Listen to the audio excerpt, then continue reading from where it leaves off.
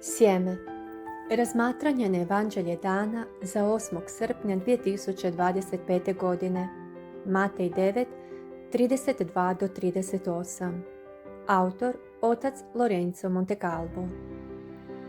U današnjem Evanđelju Isus ozdravlja Njemaka.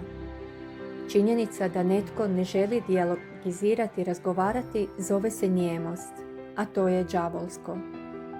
Odabir da se bude nijem može proizlaziti iz nekoliko razloga. Po meni to može biti znak prezira prema osobama koje smatramo inferiornijima sa svih točaka gledišta. Ova vrsta njemosti proizlazi iz oholosti. Druga vrsta njemosti može biti prouzrokovana mržnjom prema svima i svemu. Ova vrsta njemosti je oblik osvete kad nas bližnji rani ili razočara.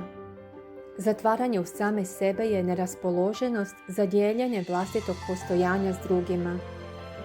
Drugim riječima, to je odbijanje da nas drugi upozna. Bilo kojom vrstom njemosti odbijamo ljubiti.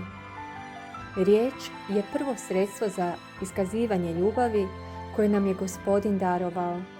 Zato u svojoj knjizi Dove con chi, kamo i s kim, poziva mlade da ne uđu u brak sa šutljivom osobom jer je to uzrok nesreće u braku. Jednom je jedna supruga rekla: Oče, dolazim u napast da uzmem čekić i udarim svoga muža, ne u koljeno već u glavu, i kažem: zašto ne govoriš? Tužno je, štoviše, jako tužno živjeti s netkim koji je nijem vlastitim odabirom. Siguran sam da netko postaje nijem jer nema živi i osobni odnos s Gospodinom, iz čijih su usta, kažu evanđelisti, izlazile riječi milosti. Mnogi prakticiraju njemost s Gospodinom jer vjeruju da ih je On razočarao. Njihovo razočaranje Gospodinom prouzrokovano je činjenicom da On nije uslišio njihove zahtjeve. Njihova njemost je hir. Ne shvaćaju da ako Gospodin ne čuje naše molitve, to je zato što tražimo stvari koje nas neće dovesti do vječnog spasenja.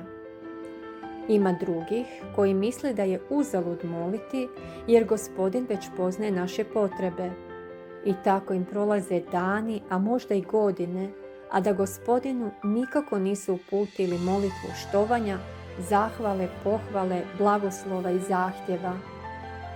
Ponekad, kad sam bio župnik, viđao sam ove vrste njemaka čak i u nedjeljnom zboru. Oni tijekom cijelog euharistijskog slavlja nisu otvarali usta niti da kažu amen.